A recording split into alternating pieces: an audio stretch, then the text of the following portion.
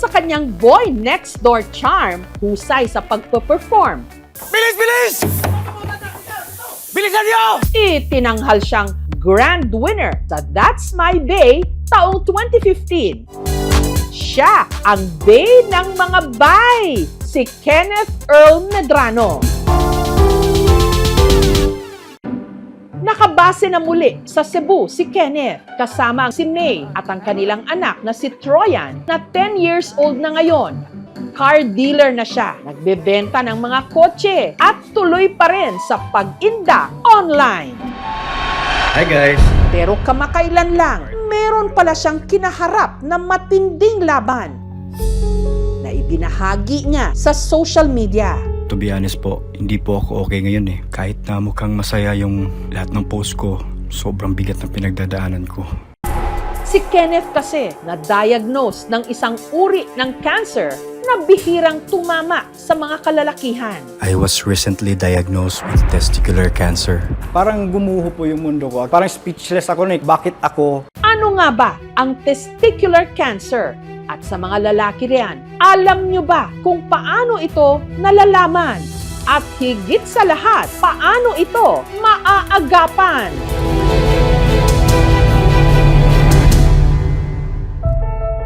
Nagsimula raw ang lahat nitong Disyembre nang may nakapa si Kenneth na bukol sa maselang bahagi ng kanyang katawan, sa kanyang bayag. Parang may nakaumbok. Habang tumatagal, nag-iba talaga. Especially yung size sa right na testicle ko. Alam ko sa sarili ko na may iba. Hula ko lang na cancer talaga siya. Yung partner ko, nakahalata na rin siya. Na pinilit at pinilit at pinilit niya talaga ako magpa-check up. Sabi niya, uy, matigas to ah. Parang doubtful din si Doc na hindi lang siya infection. Agad-agad mag-lab test tayo. Yung blood markers for cancer. Parang may tumor. Tapos 5.5 na yung laki. Si Kenneth, meron ngang testicular cancer. Sabi niya, sobrang laki na kasi yung mass. Parang gumuho po yung mundo ko. Bakit ako? Parang may baby pa ako. Gusto ko pa makita yung mga apo ko. Ang testicular cancer, isang klase ng cancer na nagsisimula sa testicles o bayag ng lalaki. Isa din sa possible cause o risk factor sa testicular cancer ay yung strong family history, kung saan kung merong kamag-anak na nagkaroon ng testicular cancer. Sa kaso ni Kenneth, posibleng nasa lahi raw nila ito. Kailan lang nasabi ng pinsan ko na yung tito ko na nagka-diagnose daw siya before. Ang naging treatment plan ng doktor ni Kenneth, sumailalim siya agad sa tinatawag na orchiectomy, operasyon para tanggalin ang kanyang testicle na may tumor. In-advisean kami ni Doc na yung chances na magkaanak kami is very low na lang. Mabuti na yung ganun yung iniisip ko kaysa iniisipin ko pa yung pagkalalaki ko, yung thank God na nagka-baby po kami ng wife ko. Pinaparedy ako ng doctor na nasa mga 250K. Pati savings ko ngayon, wala, limas eh. At nitong February 16, inoperahan na siya. Yung right na testicle ko is tanggal na talaga. Pero hindi ko po kinahiya yun. 100% okay. At thank you rin po sa mga prayers nyo na ibinigay para po sa akin. Makalipas ang 2 linggo, balik trabaho na si Kenneth. Sakit ng tahi rin tayo. So, ayun, kaya din naman po ulit. Ayon sa mga eksperto, mataas naman ang tsansa na gumaling ang pasyenteng may testicular cancer, lalo na kapag nalaman o na-detect ito ng maaga at nagamot agad. Pero lubos na delikado ito kapag hindi agad na agapan. Gaya ng sinapit ng 23 anyos na si JV mula Muntinlupa City. Sanggol pa lang daw si JV, napansin na ng kanyang mga magulang na may kakaiba sa kanyang ari. Isa lang po talaga yung nakapako. May lahi po rin po sila na pamangkin niya po na may isa lang din daw din po yung egg. Hi guys! Hanggang Agosto nitong nakaraang taon, may naramdaman na si JV na kakaiba. Tinignan ng doktor yung maga niya, yung nandito sa malapit sa ari niya. Sabi ng doktor, cancer na yan. Sinabi na nga po na testicular cancer stage 3C na po siya. Ang cancer niya, bunsod daw ng tinatawag na cryptorchidism or undescended testicle. Hindi bumababa sa scrotal sac o scrotum yung isa o parehong bayag pagkapanganak. Maraming tinuturo na risk factor o dahilan. Isa dito ay yung pagkakaroon ng problema sa hormone na tinatawag na testosterone. Si JV sumailalim sa chemotherapy pero ilang araw lang makalipas ang kanyang huling chemo session, muli siyang isinugod sa ospital dahil sa komplikasyon. Halos 1 week na po kami dun sa progressive care unit na po na yon. Hirap na po siya.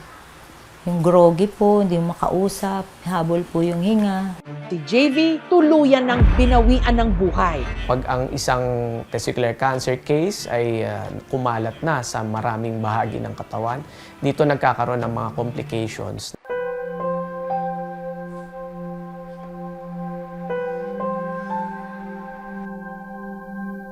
Isa lang nga lang na lalaki na wala pa. Parang masakit sa akin. Wala na akong kabanding. Ginawa ko lang. Patawarin mo si mama kung hindi kita naalagaan ng baby pa. Hindi kita natutukan. Naging busy si mama sa pagtatrabaho. Alam nyo ba kung paano ito nalalaman? Pala po namin na UTI lang kasi hirap na po akong umihi. At higit sa lahat, paano ito maaagapan? Susunod na! Bagamat bibihira ang testicular cancer, ang karaniwang tinatamaan nito, mga lalaking nasa edad 15 hanggang 35. Ang taga-Pagadian City sa Zamboanga del Sur at 19 anyos na si Jade, 17 anyos lang daw nung unang lumitaw ang sintomas ng kanyang testicular cancer.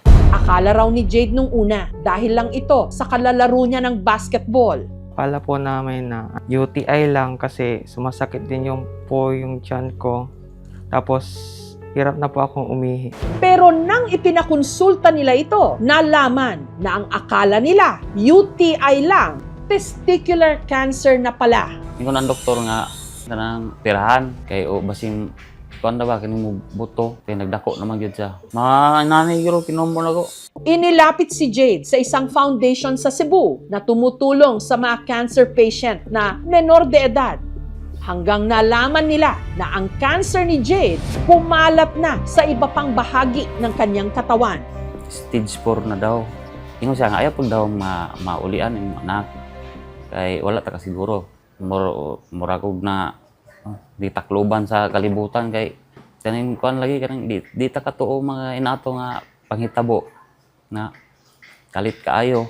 Si Jade inoperahan. Kinuha po yung isa kong bayag. Bawal pa daw akong pumasok sa school, baka daw ma-stress. Para mapabagal ang pagkalat ng cancer cells sa kanyang katawan, sumailalim siya sa 6-cycle treatment ng chemotherapy. We recommend these patients na magkaroon ng self-examination na tinatawag kapag sila ay merong mga nakakapa na bukol o are very unusual sa kanilang scrotum or scrotal sac. Dapat lamang na sila ay magpatingin sa kanilang urologist. Gusto kay ko nga ug mabalin pa sa kuha, ako ana lang kay taas-taas naman ko kuan diri sa kalibutan kasi kay bata pa man napay daghang mahitabo niya. Natapos ni Jade ang pang-anim at huling cycle ng kanyang chemotherapy. Sa mga cancer patient po na kagaya ko, wag po kayong mawalan ng pag-asa. Naniniwala po ako na balang araw, gagaling din po ako. Ang testicular cancer, bibihira man pero napakadelikado, lalo na kapag hindi agad na agapan. Kaya sa mga kalalakihan, kung may nararamdamang kakaiba sa maselang bahagi ng katawan, huwag mag-atubiling magpatingin agad sa doktor dahil sa laban sa cancer, ang pinakamahalagang sandata, oras.